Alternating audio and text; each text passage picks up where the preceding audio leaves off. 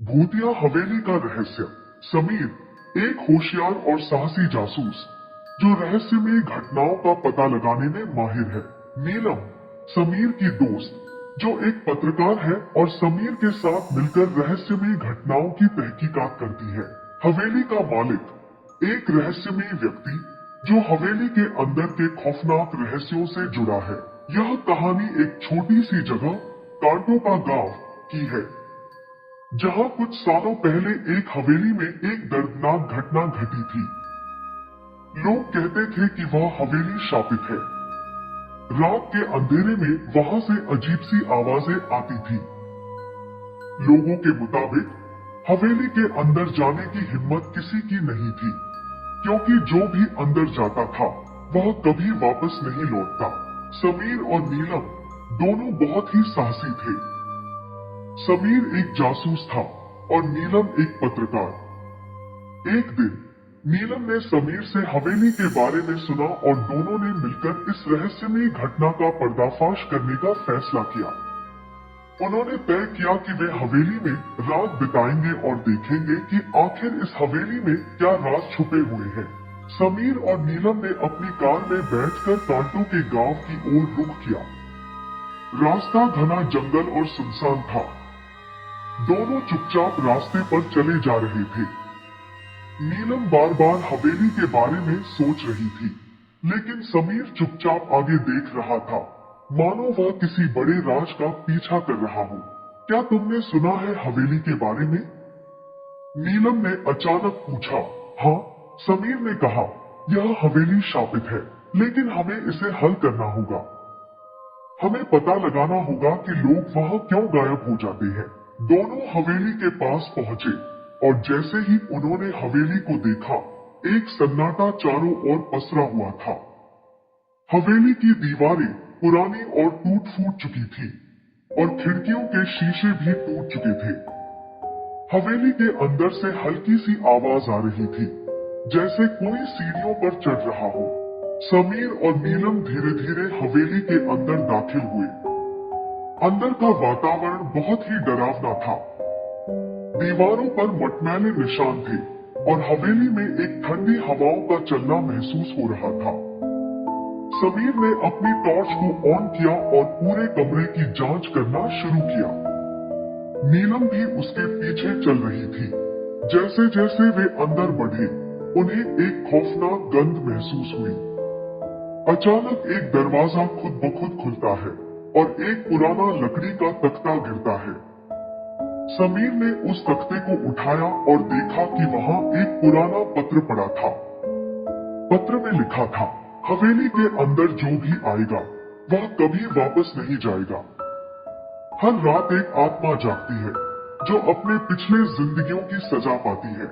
समीर और नीलम चौंक गए। क्या यह हवेली सच में शापित है? वे और आगे बढ़े। हवेली में एक डरावनी खामोशी थी और उनकी हर कदम की आवाज गूंज रही थी। तभी नीलम को एक बारीक सी हंसी सुनाई दी। नीलम ने हड़बड़ी में समीर से कहा, तुमने सुनी? वह हंसी।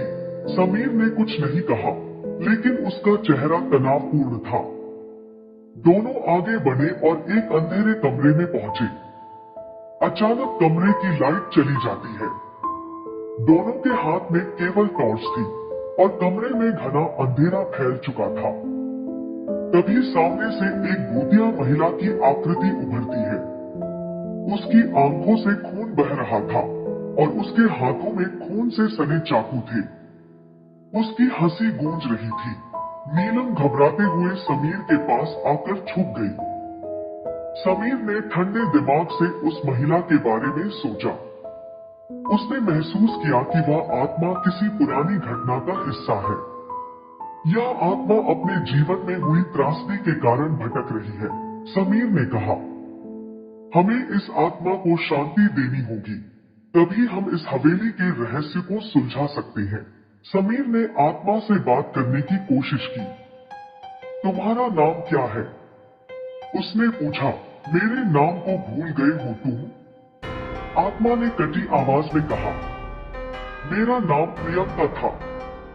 मैं इस हवेली में एक बार अपने पति के साथ रहती थी, लेकिन एक रात मेरे पति ने मुझे धोखा दिया और मैंने उसे मार दिया। अब मैं इस सजा को भुगत रही हूँ। समीर ने आत्मा को शांति देने के लिए एक मंत्र पढ़ा और अचानक प्रियंका की आकृति धुंधली हो गई। उसकी हंसी भी धीरे धीरे रुक गई। हवा में एक हल्की सी ठंडी लहर आई और सब शांत हो गया।